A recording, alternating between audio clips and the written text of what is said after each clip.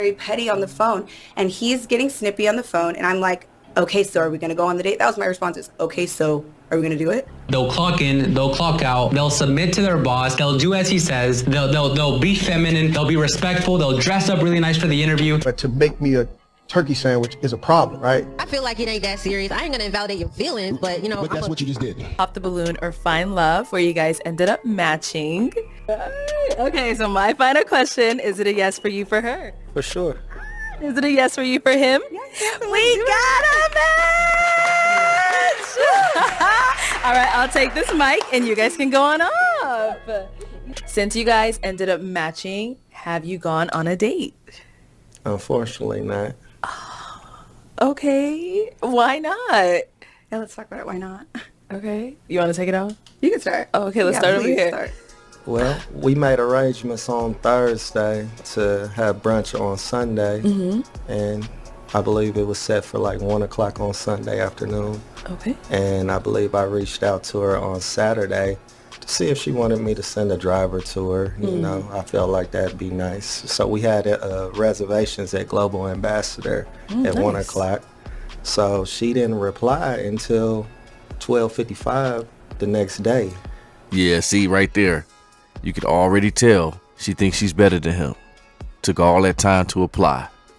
Definitely not a good start.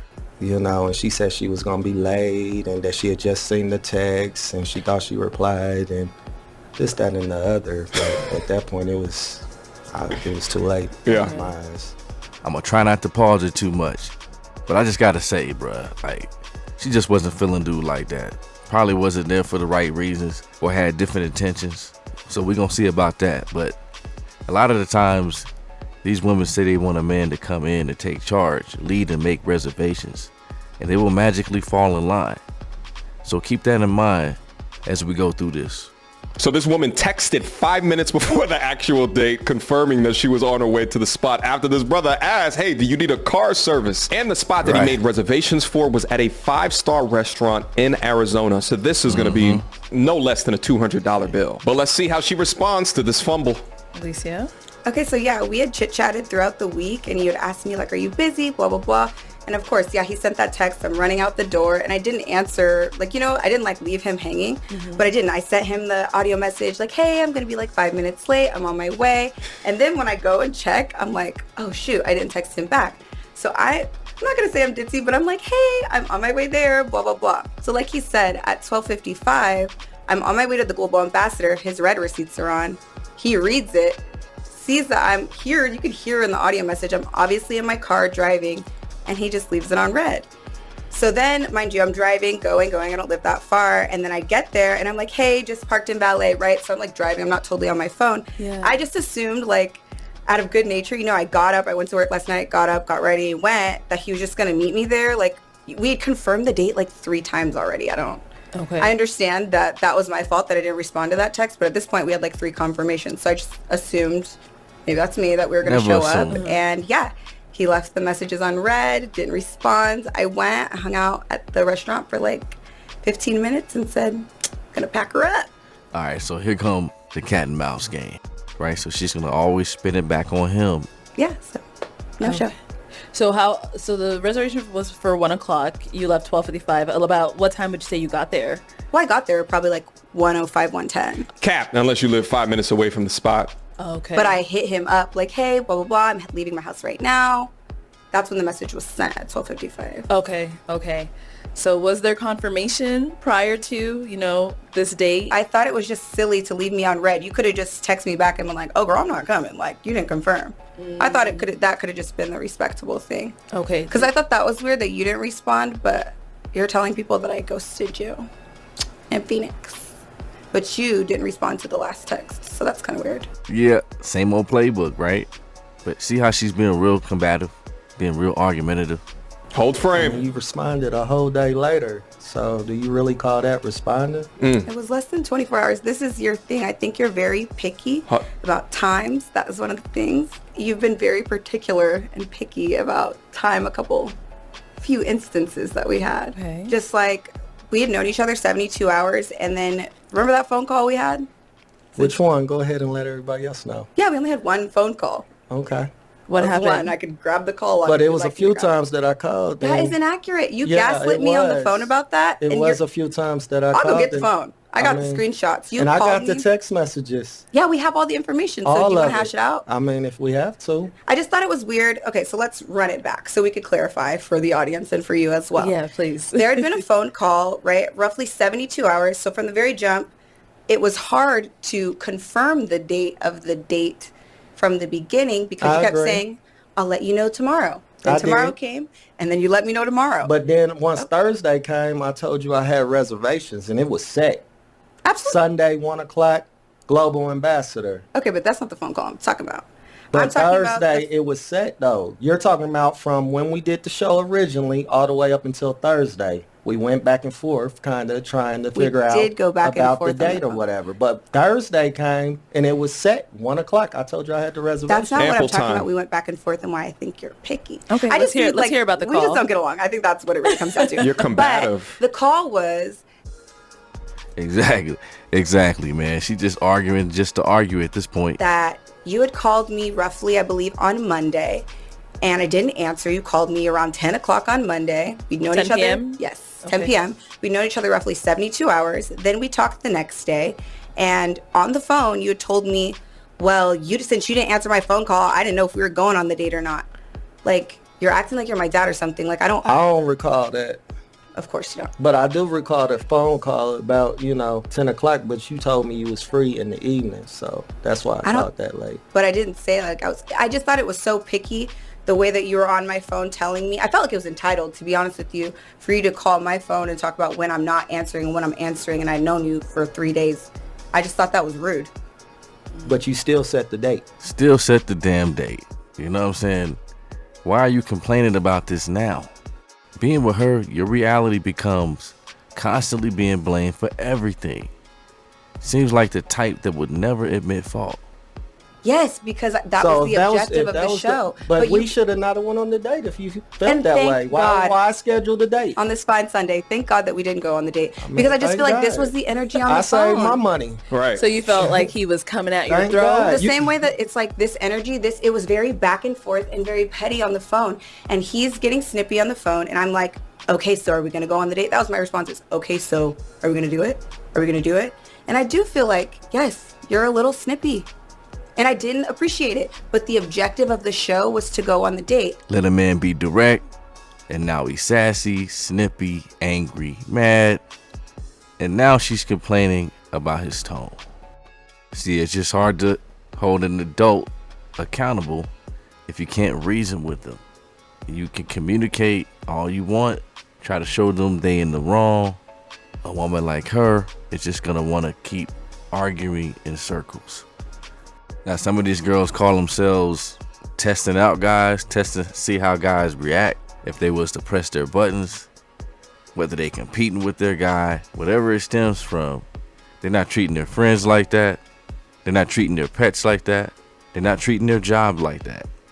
Everything is tit for tat with their man, but they got the utmost respect for everything and everybody else. Go to a job, they'll clock in, they'll clock out, they'll submit to their boss, they'll do as he says, they'll be feminine, they'll be respectful, they'll dress up really nice for the interview. They won't argue with him, they won't be combative, nothing. It's a very simple concept. Why would you rather submit to your boss that doesn't care about you for a job that is just there to pay your bills, and you're over here making his life hard? Can someone explain this logic? Good job, my brother. We rock. I got bronchitis. Ain't nobody got time for that. Woman will do whatever her boss says, but barely do what her husband asks. I don't get it. I don't understand it. I don't know how you can be to work on time every day at 8 a.m. But to make me a turkey sandwich is a problem, right?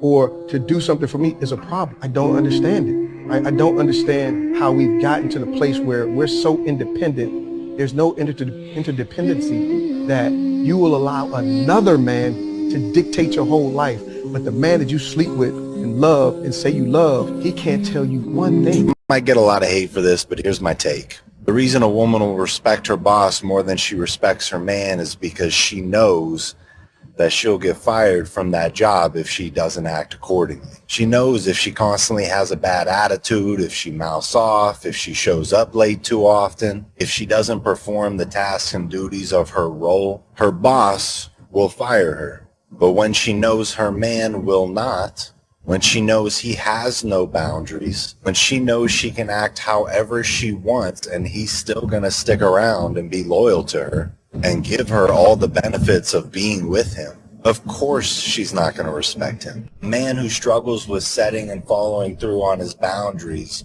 will always struggle in his relationships. The boundaries should be set at the beginning, like it's part of the foundation of the relationship. And if she has a problem with those boundaries, then leave before getting into the relationship. You know what I mean? That's ideal. Doesn't always happen that way, but it's the guys who wait until after marriage. That's way too late to put their foot down. Women go on the boundaries you set as a man. So if she realizes that nothing she does provokes a reaction from you, that's what she'll continue doing because she knows she can get away with it. What most men think they're doing right by not saying anything or keeping quiet to not cause drama with her is being a good, understanding man. But what you're really doing is making her comfortable with disrespecting you. Once you get her snuggled up to that comfort zone of doing anything to you, saying anything to you, and degrading your manhood, you've got a serious problem on your hands at that point. Women will test you with disrespect just to see where your manhood lies. Because in her mind, if you can't exercise your masculinity with her, you damn sure can't do it with another man. As a man, I know I get it. You don't want to seem controlling. But generally, honestly, a woman can deal with a man she views as a little bit controlling way better than a man she doesn't respect. Honestly, I think it's really all in the tone. And it does depend on what the disrespect is. If I feel like it ain't that serious, I ain't going to invalidate your feelings, but you know. But that's what you just did. Huh? You just invalidated his feelings if you say it's not that serious when he brought something to It you. depends on what it is. You do this shit all night. We can do this shit all night. You are invalidating my feelings when you said the shit that I brought to you wasn't a big deal. How about we flip it? I the birthday girl last night after the show, right? You're my girlfriend.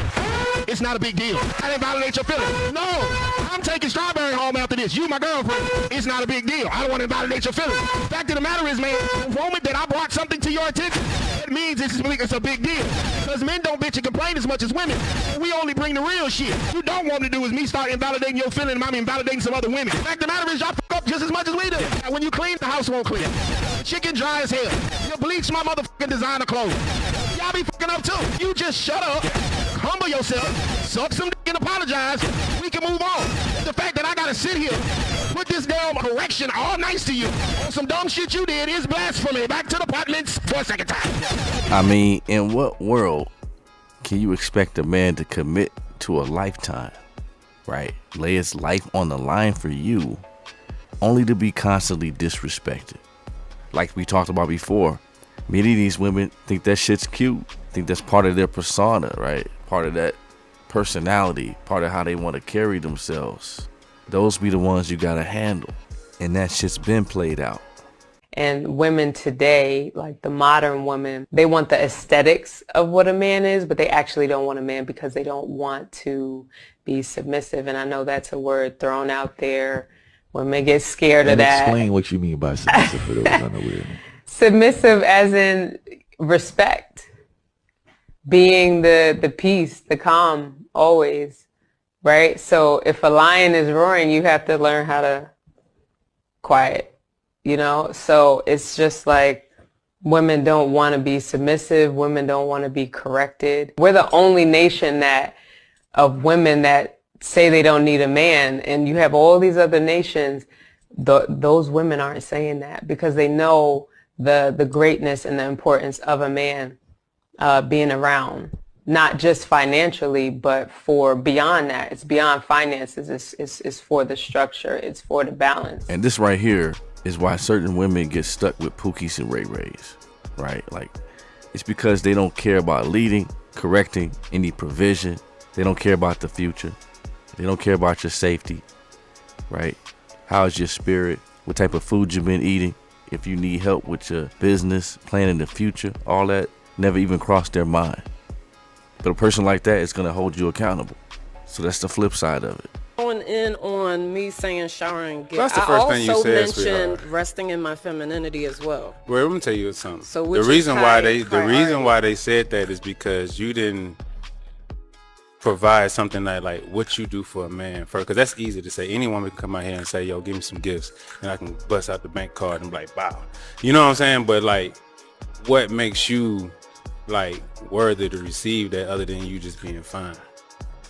Well, if and when you become my man, you would know, and I would be your woman, and that's in every sense. So. God damn it! You can't make this shit up! Like what? Like what the hell does that mean? Like, like what does being my woman mean? Like, you know what I'm saying? That means giving you support, giving you, nurturing you when you need, when you need to, just loving you with a pure heart. But if your woman don't look up to you, that relationship is gonna fail. Absolutely. If your woman don't admire you, if she feel like I'm either on your level or I'm even past you, you heard me? Like I don't look up to my man, there will be a man that she does look up to. Mm-hmm. And she would definitely be more, have FOMO or fear of that she missed out on, that type of guy. Yeah. You better believe that. So make sure that you get with someone who you can lead. In order for you to lead someone, then they gotta feel like they admire you and they look up to you. And every woman is just not gonna look up to you and admire you. Yeah, man.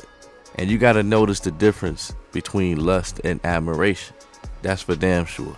I loved that he said not every woman is going to look up to you. Not every woman is for you. Find someone who admires you. This reminds me of a video that I reacted to of the guy who said he makes 90K and he's looking for a plain Jane woman who makes less than 50K and, just wants to be a stay-at-home mom or prioritize the household over her career. And so many women get triggered. They refuse to acknowledge the point that, hey, he's not looking for you.